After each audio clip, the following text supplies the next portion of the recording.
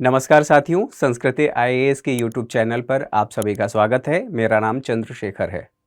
आज के सेशन में हम बात करने वाले हैं अंतरिम बजट के बारे में, जो 2024 अंतरिम बजट निर्मला सीतारमण ने पेश किया है।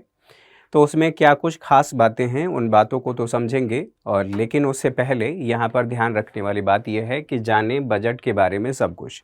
तो बजट के बारे में सब कुछ जानने का मतलब ये है कि बजट क्या है, बजट कैसे बनता है, अंतरिम बजट को समझेंगे। साथ साथ जब बजट आप समझते हैं या आप अपने सिलेबस को पढ़ते हैं तो वहाँ पर लोक वित्त शब्द का प्रयोग किया गया है।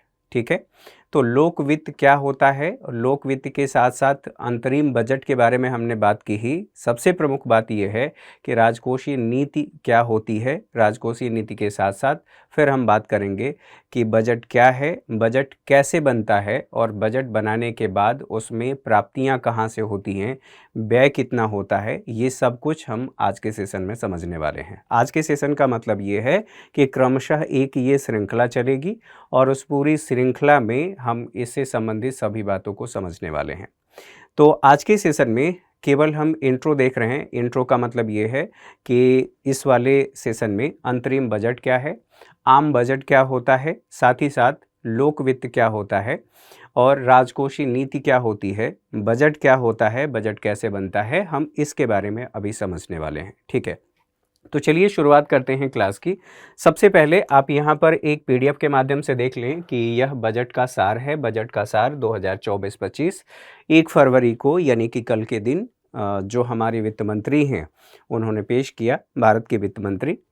अब ये जो बजट का सार है, बजट का सार हम लोग समझेंगे और इसमें जो प्रमुख बातें हैं उन बातों को भी समझेंगे। यहाँ पर वो सारी बातें आप लोगों के लिए बता दी गई हैं। सब कुछ यहाँ पर दिया गया है कि क्या कुछ होता है, क्या कुछ इसमें ख़ास बातें हैं। लेकिन उससे पहले हमें ये समझ लेना है कि लोक वित्त क्या होता है। ठीक है, और लोक वित्त के बाद फिर हम समझेंगे क्रमशः कि राजकोषीय नीति क्या होती है, फिर बजट पर आएंगे।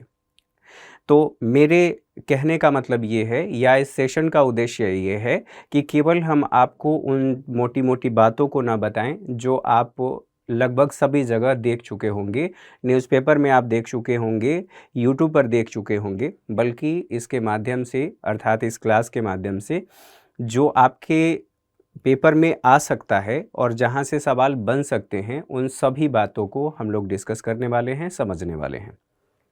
तो इस सेशन में सबसे पहले हम ये समझने वाले हैं कि अंतरिम बजट क्या है।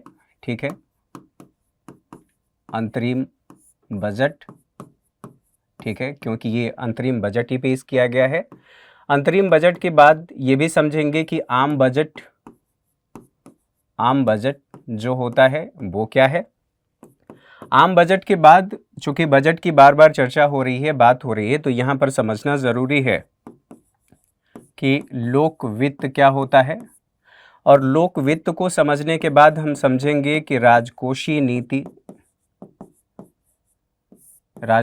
नीति क्या होती है। और जब राजकोषीय नीति को समझ लेंगे फिर हम यहाँ पर बात करेंगे कि बजट क्या है। ठीक है, बजट क्या है, और इसके बाद हम समझेंगे इसी में कि बजट कैसे बनता है, कैसे बनता है। ठीक है, और इसके बाद हम फिर बात करेंगे कि जो बजट है, ठीक है, बजट यह प्राप्तियों या प्राप्ति और व्यय इससे संबंधित है। तो किसके प्राप्ति और व्यय से संबंधित है। ठीक है, प्राप्ति और व्यय तो है, लेकिन किसकी प्राप्ति और व्यय से संबंधित है।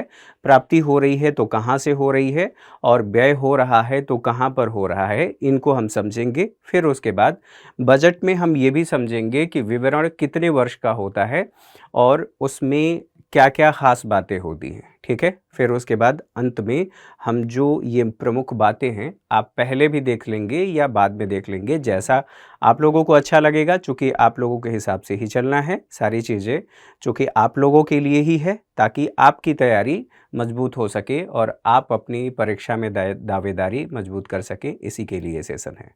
तो चलिए सबसे पहले शुरुआत करते हैं। यहाँ पर जो अंतरिम बजट है, अंतरिम बजट में क्या क्या कहा गया है यहाँ पर थोड़ा सा देख लेते हैं, ताकि आप लोगों को बातें समझ में आ जाएंगी। वित्तीय वर्ष 2024-25 के लिए केंद्रीय वित्त मंत्री निर्मला सीतारमण ने ये बजट पेश किया। अंतरिम बजट, जिसे वोट ऑन अकाउंट के रूप में भी जाना जाता है, आमतौर पर चुनावी वर्ष में प्रस्तुत किया जाता है। अब ये बातें आप लोगों ने समझ लिया। अब इसको एक बार समझ लेते हैं, आम बजट और अंतरिम बजट में क्या अंतर होता है। जैसा कि मैंने सबसे पहले कहा, अंतरिम बजट, ठीक है, अंतरिम बजट। तो जो अंतरिम बजट है और आम बजट है, दोनों में डिफरेंस क्या है। आप लोगों ने इतिहास पढ़ा होगा और इतिहास में ये पढ़ा होगा कि अंतरिम सरकार का गठन किया गया।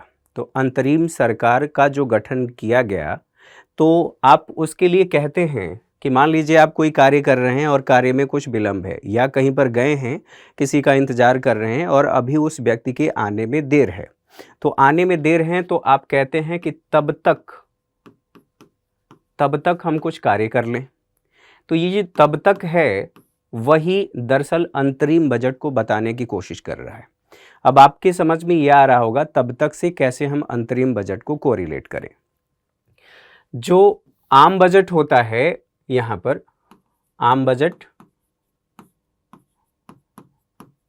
बजट को ऐसे समझिए कि जो नई सरकार गठित होती है या जो सरकार 5 साल के लिए चुनी गई है, वो अपना बजट पेश करती है, 1 साल का अपना वार्षिक वित्तीय विवरण पेश करती है, संविधान के अनुच्छेद 112 के अनुसार, ठीक है। तो जो बजट जो नई सरकार है जो गठित हुई है वो पेश करती है और उसमें बताती है कि हमें प्राप्ति इतनी होगी, हमारे व्यय इतने होंगे, ठीक है। अब अंतरिम बजट इसलिए पेश किया जाता है, यह 2 स्थितियों में पेश किया जाता है, या तो बजट बनाने का पर्याप्त समय ना हो,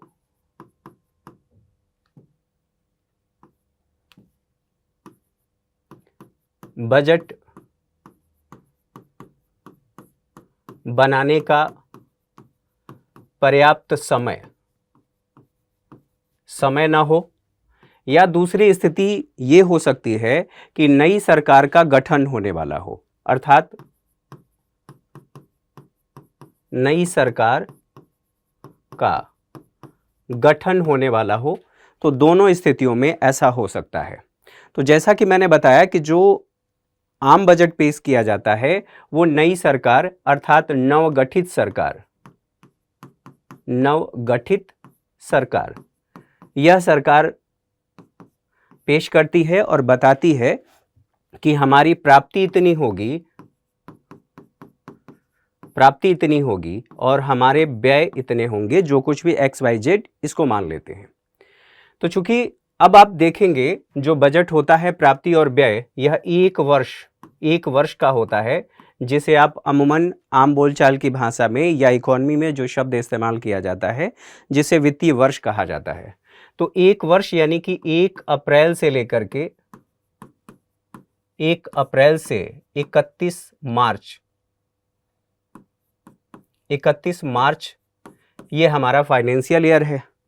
तो अभी आप जानते हैं कि आज 2 फरवरी है और 1 फरवरी को ये बजट पेश किया गया।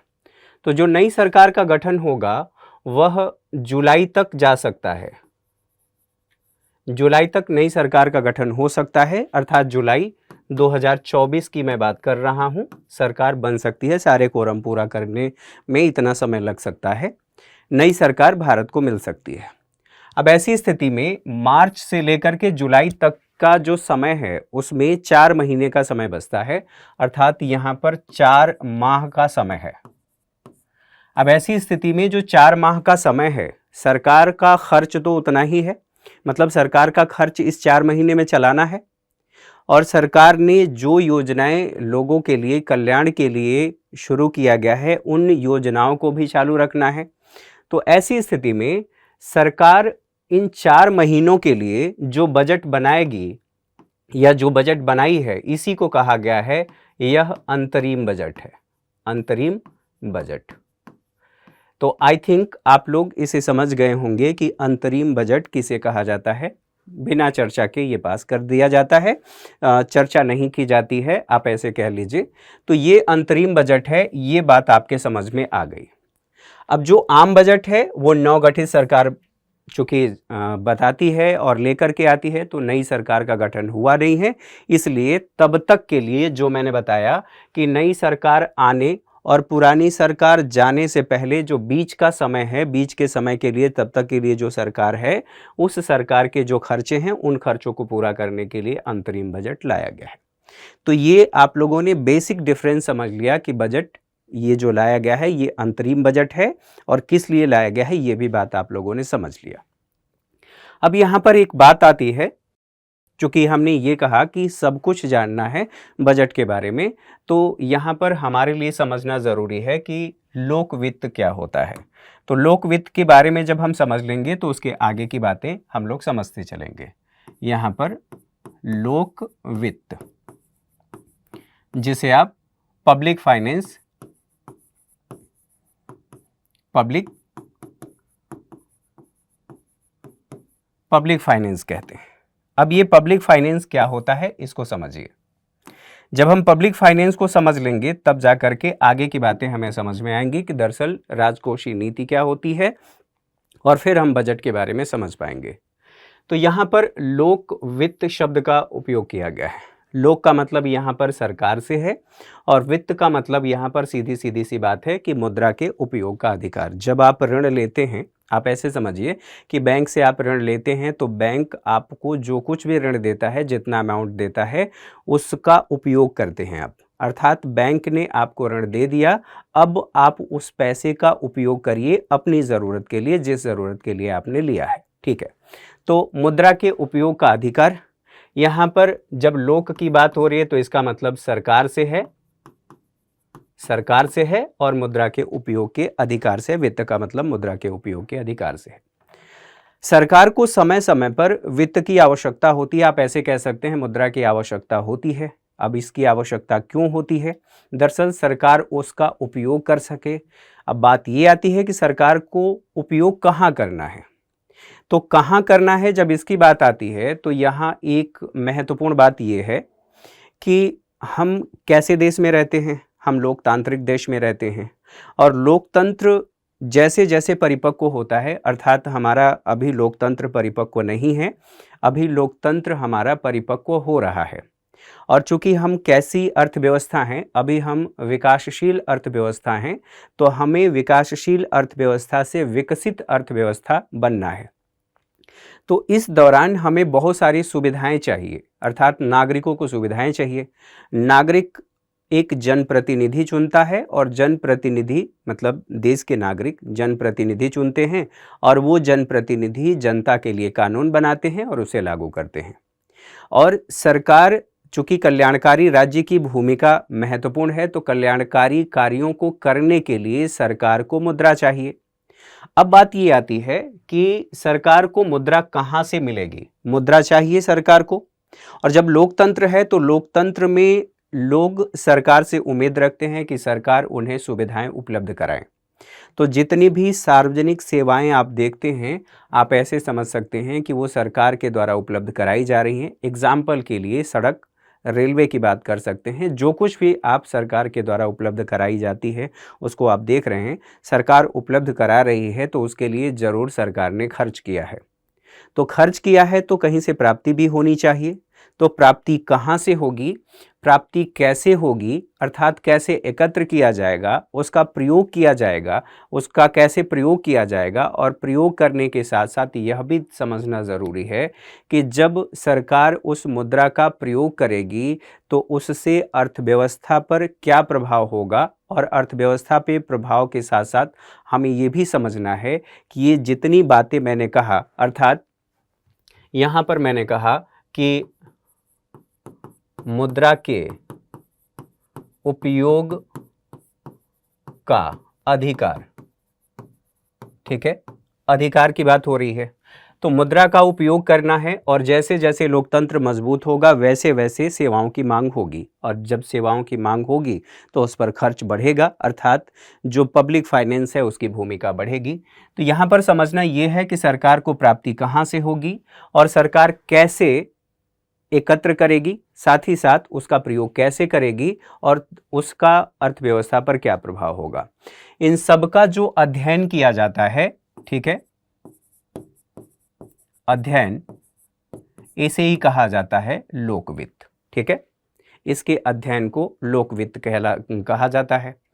अब बात ये आती है कि जो मैंने अभी संक्षेप में बताया, तो आप इसको ऐसे भी कह सकते हैं कि प्राप्तियां कहाँ से होंगी, खर्च कहाँ पर होंगे, और खर्च अगर प्राप्तियों से अधिक हुए तो ऐसी स्थिति में सरकार कहाँ से वो पैसे एकत्र करेगी, अर्थात ऋण कहाँ से लेगी। यदि सरकार ऋण ले रही है तो उस ऋण का प्रभाव क्या होगा, अगर अधिक ऋण ले लिया तो क्या प्रभाव होगा, उसका भुगतान कैसे किया जाएगा, इत्यादि इत्यादि बातें, इसका अध्ययन लोकवित्त में किया जाता है। अच्छा, अब लोकवित्त में हमने ये समझ लिया कि इसका प्रयोग किया जाता है, इसका अध्ययन किया जाता है। अब इसी लोकवित्त को अगर मैं कहूं कि यह किससे संबंधित है, तो दरअसल ये लोकवित्त प्राप्ति और व्यय से संबंधित है। ठीक है, कि सरकार को कहां से कितनी प्राप्ति होगी और सरकार कहां पर कितना खर्च करेगी। ठीक है, ये बात समझ में आ गई। और जब ये बात समझ में आ गई तो यहीं पर बात आती है कि लोकवित्त दरअसल संबंधित किससे है, अर्थात इसको लागू करने के लिए, लोकवित्त को लागू करने के लिए एक नीति बनाई जाएगी, कोई ना कोई नीति तो होगी। उस नीति का नाम है राजकोषीय नीति। राजकोषीय नीति, इस नीति को कहते हैं राजकोषीय नीति। अब हमें यह समझना है कि यह राजकोषीय नीति होती क्या है, तो राजकोषीय नीति को समझ लेते हैं। अब यहां पर हमें समझना है कि राजकोषीय नीति क्या होती है। तो जब हम राजकोषीय नीति की बात कर रहे हैं तो इसका इंग्लिश मीनिंग होता है फिस्कल डेफिसिट। यहां पर ध्यान रखने वाली बात यह है, फिजिकल डेफिसिट नहीं, फिस्कल डेफिसिट होता है। जब फिजिकल डेफिसिट की बात कर लेंगे तो फिर अर्थ का अनर्थ हो जाएगा, अर्थ ही बदल जाएगा। फिलहाल राजकोषीय नीति, तो अगर आपने अर्थशास्त्र पढ़ा है, कौटिल्य के अर्थशास्त्र की बात कर रहा हूं, हालांकि कोई पढ़ा तो शायद ही होगा। अगर आपने इतिहास पढ़ा है तो कौटिल्य के अर्थशास्त्र में राजा के लिए कुछ महत्वपूर्ण बातें बताई गई हैं। महत्वपूर्ण बातें क्या बताई गई हैं कि राजा के लिए क्या क्या होना चाहिए, तो उसका जो संक्षेप रूप है, दूब अमीरा कोष, दुर्ग होना चाहिए, अमात्य होना चाहिए, ठीक है, इत्यादि इत्यादि बातें। उसमें जो महत्वपूर्ण बात है उसको मैं कोट कर रहा हूं कि राजा का कोष भी होना चाहिए। तो यहां पर देखिए, कोष की बात कही गई है। ये क्या है, कोष। कोष का मतलब होता है भंडार, अर्थात राजा का भंडार कितना भरा है, और जितना राजा का भंडार भरा है उतना वो समृद्ध माना जाएगा और वो मजबूत भी माना जा सकता है, क्योंकि उसके माध्यम से उसकी सेना मजबूत होगी, इत्यादि इत्यादि बातें। यहाँ पर कोष की बात की जा रही है। तो भारत में चूंकि राजा नहीं है, हम लोकतांत्रिक देश में रहते हैं, तो लोकतांत्रिक देश में क्या है, यहाँ पर सरकार है, सरकार है, और सरकार के कोष का जो नाम है उसे कहा जाता है संचित निधि। संचित निधि संविधान के अनुच्छेद 266 में 266 में भारत और राज्यों के संचित निधि के बारे में बात की गई है। तो इस संचित निधि में प्राप्ति कहां से होगी और व्यय कितना होगा, कहां पर होगा, इसके लिए सरकार क्या करती है, सरकार नीति बनाती है, और इसी के प्रबंधन से संबंधित नीति को कहते हैं कि यह राजकोषीय नीति है। तो हमने बात कर ली कि ये क्या है, राजकोषीय नीति है। अर्थात आप ऐसा कह सकते हैं कि यहाँ पर जो प्राप्ति है वो प्राप्ति कहाँ से हो सकती है, तो प्राप्ति के लिए आप कह सकते हैं टैक्स से प्राप्ति होगी, अर्थात कर से, और अन्य की प्राप्ति की बात कर सकते हैं। यहाँ पर जब व्यय की बात होगी तो व्यय में आप कह सकते हैं कि रक्षा पर व्यय होगा। रक्षा के अलावा यहाँ पर रोजगार के लिए बात कर सकते हैं। रोजगार के अलावा आप जो सरकार ऋण लेती है उस पर ब्याज का भुगतान भी करती है, तो इससे संबंधित अर्थात प्राप्ति और व्यय के बारे में बात हो रही है। तो ये जो राजकोषीय नीति है, इसके प्रबंधन से संबंधित अर्थात इस संचित निधि में, भारत की संचित निधि में प्राप्ति कहाँ से होगी, व्यय कहाँ कहाँ पर होगा, उस नीति के उसके प्रबंधन की नीति को कहते हैं कि यह राजकोषीय नीति है। अब इस राजकोषीय नीति को लागू करने के लिए सरकार बजट का निर्माण करती है, सरकार बजट बनाती है और इस बजट को लागू करती है। तो इसीलिए राजकोषीय नीति को कई बार बजटीय नीति भी कह दिया जाता है कि यह बजटीय नीति है। ठीक है, अब यहाँ पर एक और बात समझने वाली है कि जो बजट है यह क्या है, राजकोषीय नीति का व्यवहारिक रूप है, अर्थात जनता पर इसे लागू करने के लिए जो बनाया गया है वो क्या है, यह बजट है। और बजट भी किससे संबंधित है, बजट भी प्राप्ति और व्यय से संबंधित है। किससे संबंधित है, प्राप्ति और व्यय से।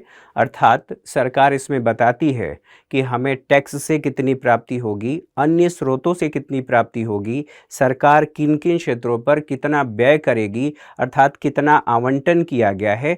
लेकिन समझने वाली बात यह है कि जो बजट होता है यह अनुमान होता है, अनुमान, जिसे आप कहते हैं बजटीय अनुमान। ठीक है, अब ये बात आपने समझ लिया कि बजटीय अनुमान, बजट क्या होता है, ये बातें समझ में आ गई। और जब ये बात समझ में आ गई तो बजट में क्या होता है अब इसको समझ लेते हैं। अब यहां से हम बजट की बात कर रहे हैं। ठीक है, बजट। तो बजट दरअसल होता क्या है, यह एक वर्ष का, यह सरकार के एक वर्ष के अनुमानित प्राप्तियों और व्यय का विवरण होता है। ठीक है, एक वर्ष की बात की जा रही है। यह किसका विवरण है, विवरण है किसका, प्राप्ति प्लस व्यय। किसके, एक वर्ष की। ये एक वर्ष कौन सा है, तो एक वित्तीय वर्ष है जो मैंने कहा कि 1 अप्रैल से 31 मार्च। ठीक है, 1 अप्रैल से 31 मार्च। ठीक, ये बातें समझ में आ गई। अब यहाँ पर समझने वाली बात यह है कि ये तीन चीज़ें हम लोगों ने समझा। एक तो लोक वित्त के बारे में समझा, लोक वित्त के साथ साथ हम लोगों ने सार्वजनिक जो राजकोषीय नीति है, राजकोषीय नीति के बारे में समझा कि राजकोषीय नीति क्या है। फिर हमने समझा कि बजट क्या है। अब बजट को हमने समझ लिया कि यह एक वर्ष का अनुमानित व्यय, जो प्राप्तियां हैं और व्यय, उसका विवरण है। अब सवाल ये होता है कि बजट का उद्देश्य क्या है। तो बजट का उद्देश्य वही है जो राजकोषीय नीति का उद्देश्य है, अर्थात राजकोषीय नीति के माध्यम से सरकार क्या करना चाह रही है। ये बातें मेंस में काम आएंगी, तो अभी हम उस पर नहीं जाते हैं कि बजट का उद्देश्य क्या होता है।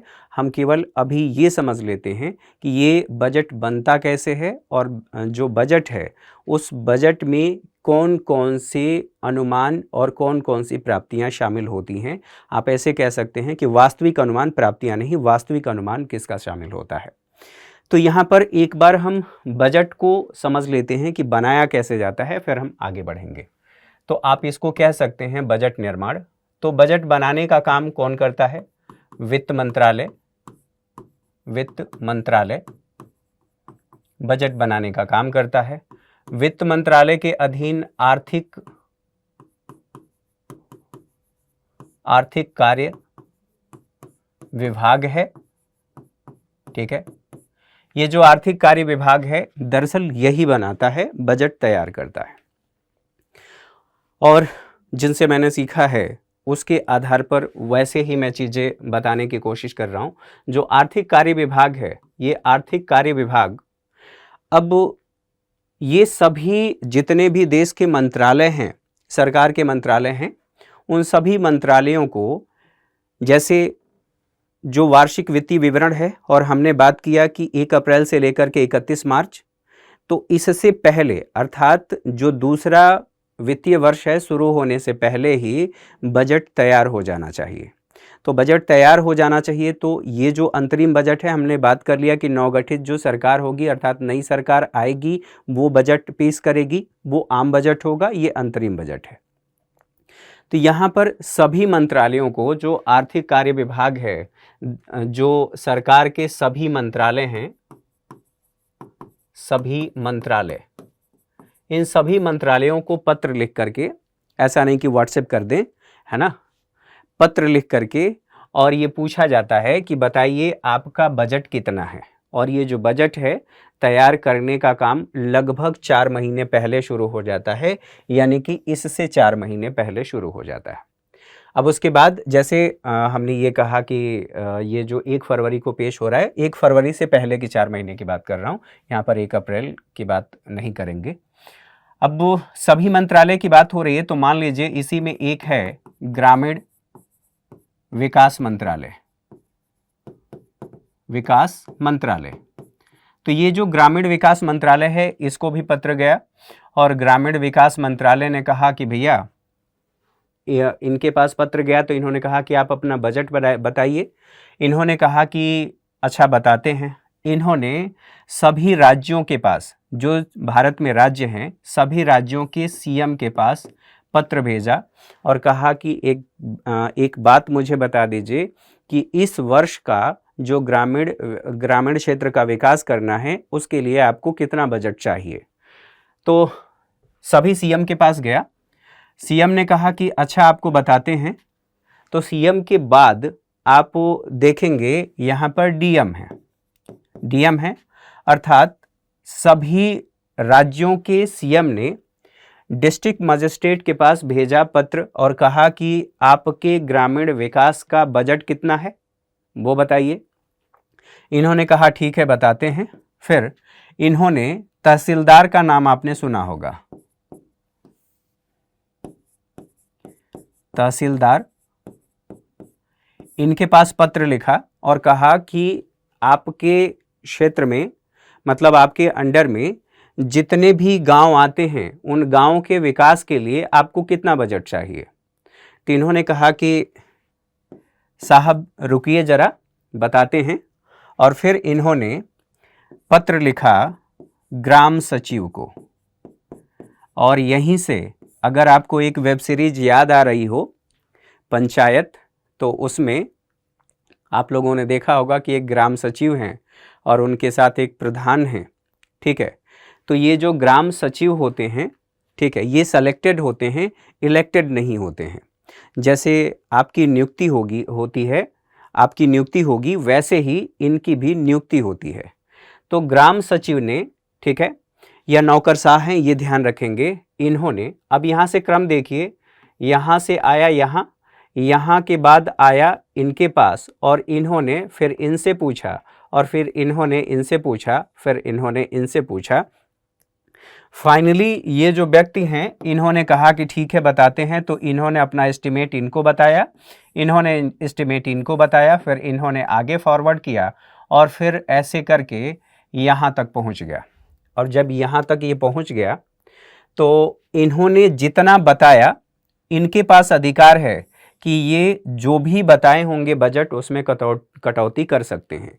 लेकिन ये जो बताए हैं, ये जो ग्रामीण विकास के लिए जो बजट बताया गया है, इसी को कहा जाता है अनुदान की मांग, अनुदान की मांग, ठीक है। तो इसी तरह से सभी मंत्रालयों के आ गए होंगे, सभी मंत्रालयों ने बता दिया कि मुझे कितना बजट चाहिए। मुझे रक्षा मंत्रालय की बात करें तो कितना गोला बारूद चाहिए। इधर चीन से टेंशन बढ़ रही है, पाकिस्तान अलग फड़फड़ा रहा है ना, और बाकी नेपाल भी अब आंख दिखाने लगा है। म्यांमार में स्थितियां ख़राब हैं, श्रीलंका की आर्थिक स्थिति वैसे ही ख़राब है। और उसके बाद जो मालदीव है, एक छोटा द्वीपीय देश है, हालांकि स्ट्रेटजिक पॉइंट ऑफ व्यू से महत्वपूर्ण है, फिर भी हमें उसके लिए कुछ चाहिए। तो वो भी आंख दिखा रहा है। हूती विद्रोहियों से हमारी नौसेना ने जो जहाज़ों को छुड़ाया, पाकिस्तान के लोगों को भी छुड़ाया, ईरान के लोगों को भी छुड़ाया, तो उनको भी गोला बारूद चाहिए, और गोला बारूद चाहिए तो उन्होंने भी ऐसे ही वित्त मंत्रालय के आर्थिक कार्य विभाग को अपना दे दिया होगा एस्टिमेट, अर्थात अनुदान की मांग की होगी। अब ये अनुदान की मांग यहाँ पर पहुँच गई, अब यहाँ से बजट तैयार हो गया, और बजट तैयार होने के बाद जब फाइनली प्रिंट के लिए जाता है, उससे पहले उससे संबंधित जितने भी कर्मचारी हैं या जो लोग भी उसमें नौकरशाह लगे हैं, सबको एक साथ नज़रबंद कर दिया जाता है। अभी कुछ दिन पहले ही आपने देखा होगा कि लाल कपड़े से ढकी हुई कढ़ाई में वित्त मंत्री ने वहाँ से उसे हटा करके और सबको हलवा वो परोस रही थी। तो वो है हलवा सेरेमनी, अर्थात जब ये फाइनली ये डॉक्यूमेंट तैयार हो जाता है, तो डॉक्यूमेंट तैयार होने के बाद सभी लोगों को, चूँकि बजट एक सेंसिटिव डॉक्यूमेंट है, या पब्लिक डोमेन में लीक नहीं होना चाहिए या नहीं जाना चाहिए, जब तक कि बजट पेश न किया जाए उससे पहले नहीं जाना चाहिए, तो उन सभी लोगों को एक जगह सुरक्षित बैठा दिया जाता है, मतलब रख दिया जाता है, जब तक कि संसद में बजट पेश न हो जाए, और उनके सारे कम्युनिकेशन के जितने भी माध्यम हैं सबको बंद कर दिया जाता है। हाँ, अगर आप अपने परिवार से बात करना चाहते हैं, घर परिवार के किसी सदस्य से बात करना चाहते हैं, तो सरकारी फ़ोन है चोंगा वाला, वो रिसीवर वाला है ना, उससे आप बात कर सकते हैं। उसमें कोई नया अधिकारी है और अपने सोना बाबू से फ़ोन करके बात करना चाह रहा है, हाल चाल बताना चाह रहा है, जानना चाह रहा है, तो भी सरकारी फ़ोन का इस्तेमाल करेगा। ध्यान ये रखना होता है कि सारी बातें रिकॉर्ड होती हैं। अब ये बातें समझ में आ गई, तो जब फाइनली प्रिंट के लिए चला जाता है तो उस समय हलवा सेरेमनी होती है, अर्थात हलवा सबको बांट दिया जाता है। भारत में ये परंपरा है कि शुभ कार्य करने से पहले मीठा खाया जाए। अब मीठा खाने का मतलब ये नहीं है कि अमिताभ बच्चन कहते हैं कि चॉकलेट हो जाए, तो मीठा वो नहीं, जो परंपरागत जो ट्रेडिशनल चीज़ें हैं, हलवा, वो खिलाया जाता है, और इस तरह से बजट हमारा तैयार होकर के फाइनली प्रिंट होकर के चला जाता है। अब संविधान के अनुच्छेद 112 में कहा गया है कि राष्ट्रपति वित्त मंत्री की सहायता से संसद के दोनों सदनों के समक्ष वार्षिक वित्तीय विवरण प्रस्तुत कराएंगे। तो कराने का कार्य कौन कर रहा है? राष्ट्रपति। यहाँ पर ये बात निहित है कि राष्ट्रपति के पूर्व अनुमोदन से बजट संसद के दोनों सदनों में पेश किया जाता है। अब यहाँ पर बात होती है कि ये जो बजट पेश किया गया है, ये अंतरिम बजट है, ये जो आम बजट होता है, आम बजट नहीं है। अब बजट में क्या क्या चीज़ें होती हैं, जो बजट तैयार हो गया है ये भी आपने समझ लिया। अब बजट के बाद यहाँ पर ये समझने वाली बात है कि ये वार्षिक वित्तीय विवरण है, तो इसमें विवरण कितने वर्ष का होता है। तो ये जो बजट है उसमें विवरण, बजट में विवरण, तो बजट में 3 वर्ष का विवरण होता है। कब तक का? 3 वर्ष का बजट में विवरण होता है। अब ध्यान रखने वाली बात यह है कि कौन से 3 वर्ष का विवरण होता है। तो 3 वर्ष के विवरण की जब हम बात कर रहे हैं, तो यहाँ पर अभी जो बजट पेश हुआ है, जो अंतरिम बजट आया है, इसमें लिखा हुआ है कि बजट अनुमान 2024-25, ठीक है। और इसमें सरकार ने ये बताया है कि हमें इतनी प्राप्ति होगी और इतना हमारा व्यय होगा। अच्छा, 1 फरवरी को ये पेश किया गया है। इससे पहले जो पेश किया गया था बजट अनुमान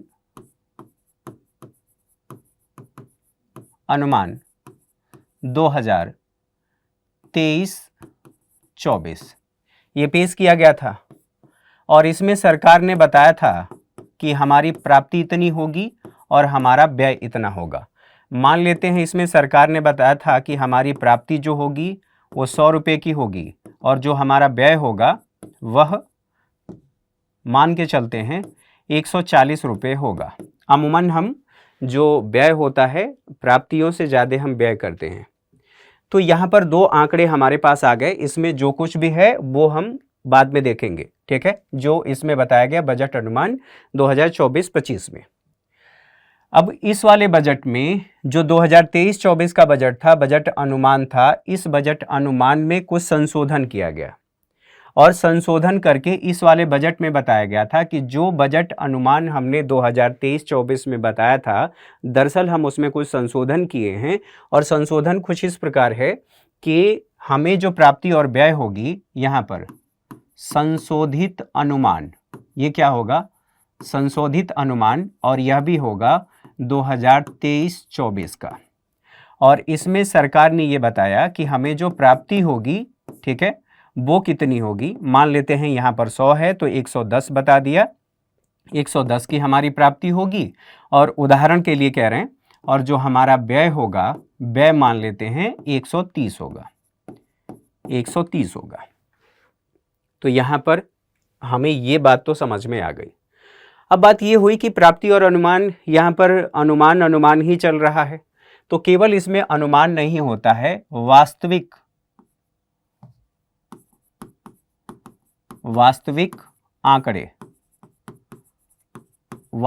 आंकड़े भी दिए जाते हैं। और वास्तविक आंकड़े कब के होंगे, तो स्वाभाविक सी बात है कि जो फाइनेंशियल ईयर बीत गया है, अर्थात यहाँ पर सोचिए 2022-23 का यहाँ पर वास्तविक अनुमान किसका, प्राप्ति और व्यय का इसमें दिया गया है।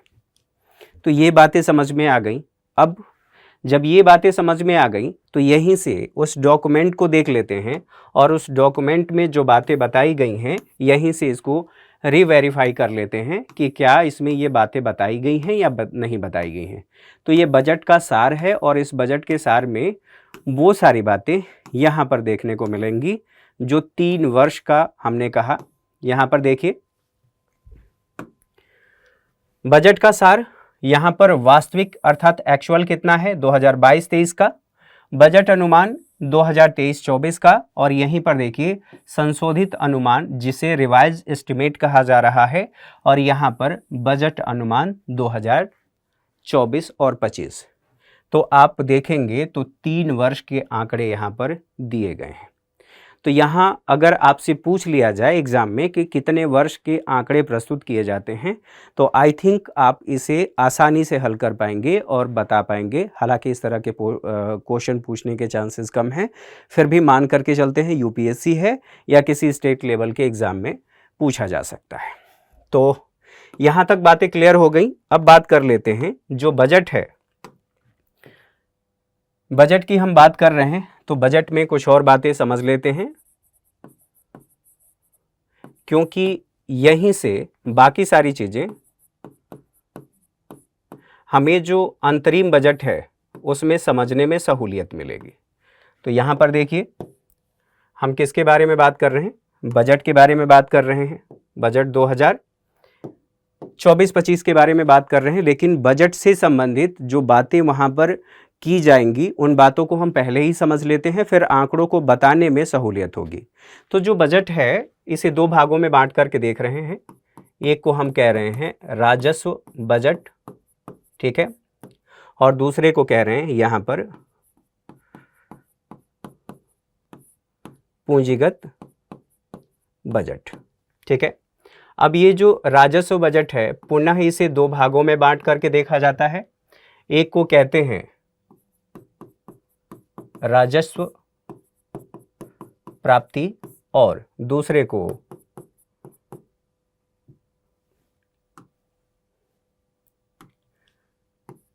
राजस्व व्यय। इसको भी पुनः 2 भागों में बांट करके देख लेते हैं। एक को हम कहते हैं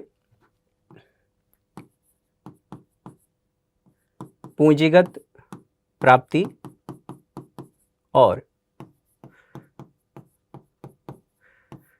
पूंजीगत व्यय, ठीक है। अब ये जो आप देख रहे हैं इसी में जब आगे आप बढ़ेंगे तो यहाँ पर बताया जाता है कि राजस्व प्राप्ति, ठीक है, कितने प्रकार की होती है, राजस्व व्यय क्या होता है, पूंजीगत प्राप्ति क्या होती है, और जो पूंजीगत व्यय है वो पूंजीगत व्यय क्या होता है। तो आज के सेशन में कुछ बेसिक बातों को समझ लिया। कुछ बेसिक बातों के बाद अगले सेशन में अर्थात इस बजट सेशन के अगली कड़ी में हम लोग इससे संबंधित और आगे की बातों को करेंगे, जिसमें जो बेसिक टर्मिनोलॉजी है उस टर्मिनोलॉजी के साथ साथ इसमें जो बजट में दिया गया है उन बातों को समझेंगे। आज के लिए इतना ही, तब तक के लिए नमस्कार। Thank you for watching.